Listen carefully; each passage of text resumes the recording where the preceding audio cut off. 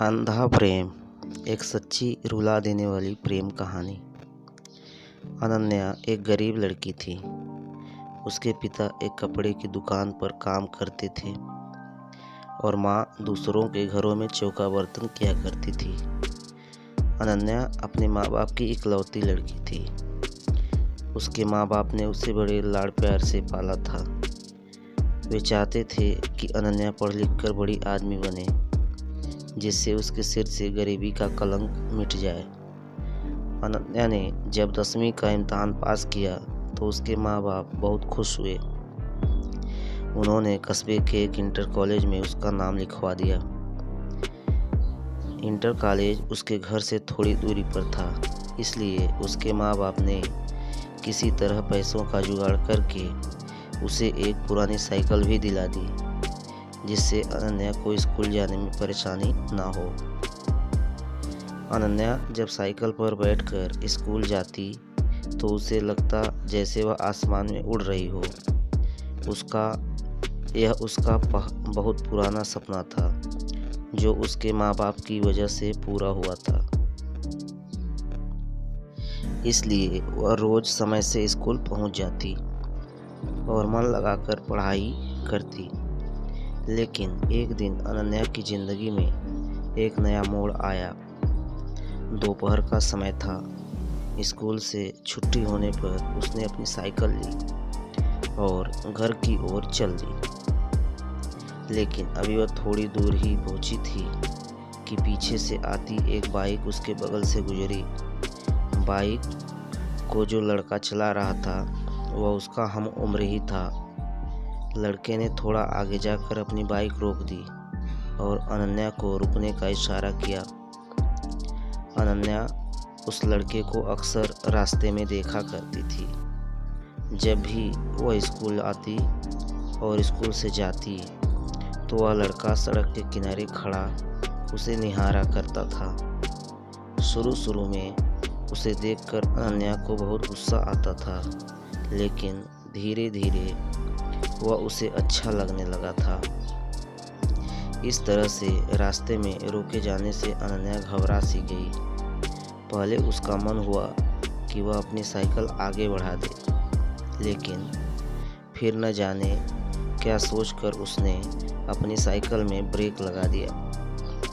वह लड़का अनन्या के पास आया और धीरे से बोला, मेरा नाम सुमित है। मैं रोज आपको स्कूल जाते हुए देखता हूँ। अगर आप बुरा न माने तो मैं आपसे कुछ कहना चाहता हूँ। क्या? अनन्या के मुंह से सिर्फ इतना ही निकला। सुमित ने अपनी शर्ट की जेब से एक गुलाब की कली निकालकर उसके हाथ में रख दी और उसकी मुट्ठी बंद करते हुए बोला, मैं तुमसे बहुत प्यार करता हूँ। उठते बैठते, सोते जागते, हर समय बस तुम्हारे बारे में सोचता रहता हूँ। मुझे कुछ भी अच्छा नहीं लगता है। सुमित और भी बहुत कुछ कहना चाहता था, पर अनन्या ने उसके होठों पर हाथ रखकर उसे चुप करा दिया।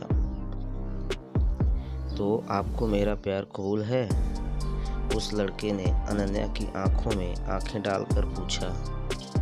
अनन्या शर्मा गई। उसने चुपचाप हाँ में अपनी गर्दन हिलाई और साइकिल पर बैठकर तेज तेज पैडल चलाती हुई अपने घर को चली गई।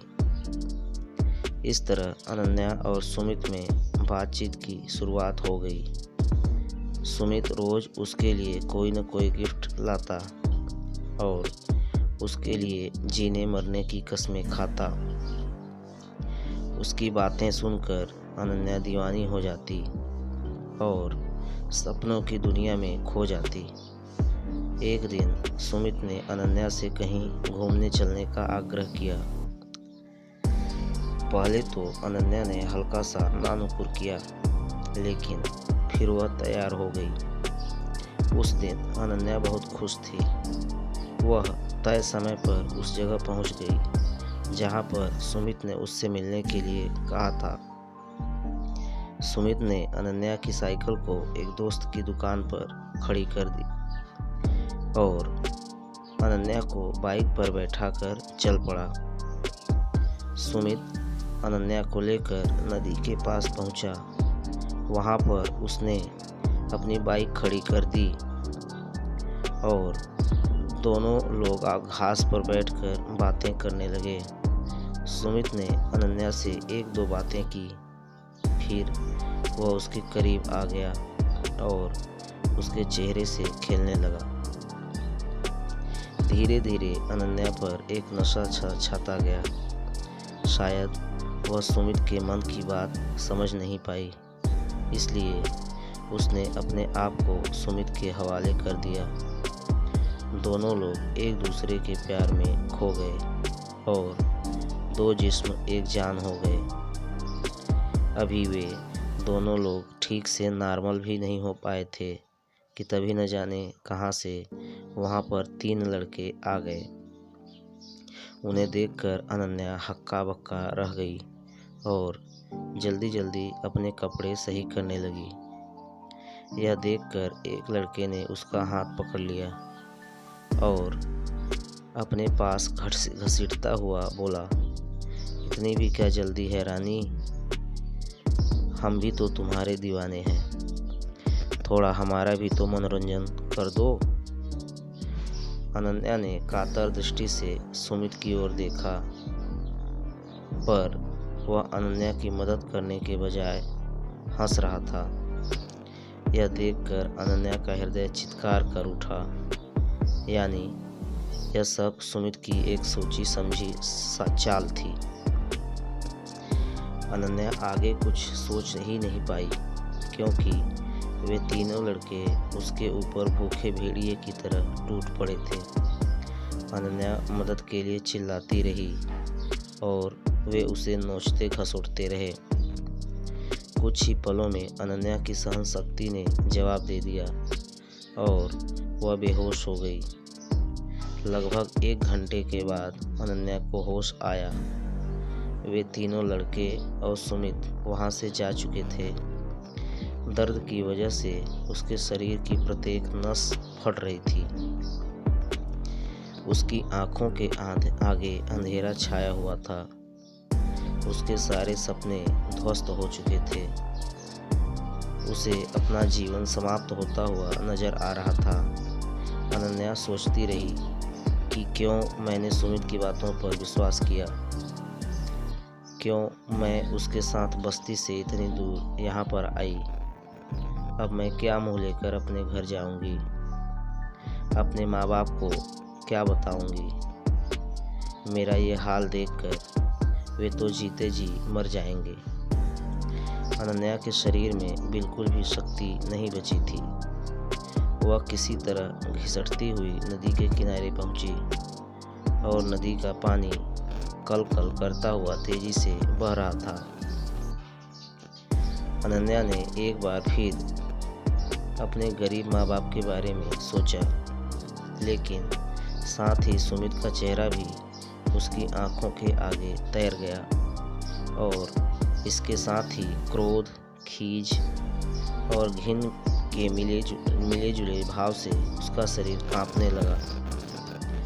अनन्या ने अपने दांतों को किटकिटाया, अपने शरीर की बची खुशी ताकत इकट्ठा की और धीरे से खड़ी की। उसने अपनी आंखें बंद कर ली, हाथों को जोड़कर मन ही मन अपने माता पिता से माफ़ी मांगी और फिर नदी में छलांग लगा दी। अगले ही पल अनन्या नदी में डूबने उतराने लगी, लेकिन अब न तो वह किसी को अपनी जान बचाने के लिए पुकार रही थी और न ही बचने के लिए संघर्ष कर रही थी। उसका मन अभी अपने बेवफा प्रेमी के बारे में सोच रहा था। वह सोच रही थी, क्यों मैंने उसकी बातों पर इतना एतबार कर लिया, क्यों मैंने उससे अंधा प्यार किया, क्यों मैं उसकी नीयत को समझ नहीं पाई। अगर मैं ऐसा कर पाती तो शायद। और फिर वह नदी की गहराई में डूबती चली गई।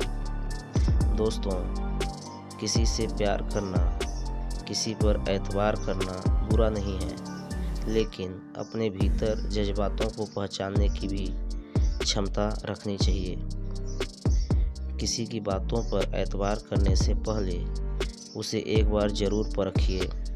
किसी को अपना तन मन सौंपने से पहले उसके परिणामों के बारे में भी ज़रूर सोचिए, तभी नहीं तो आप भी अनन्या की तरह धोखा खा सकते हैं, आप भी उसकी तरह ठगे जा सकते हैं।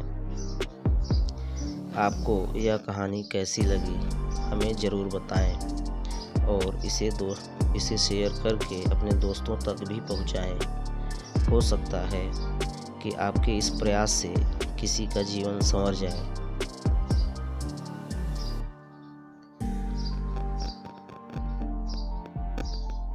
और चैनल पर अगर नए हों तो चैनल को प्लीज़ लाइक, सब्सक्राइब और शेयर अवश्य करें। धन्यवाद।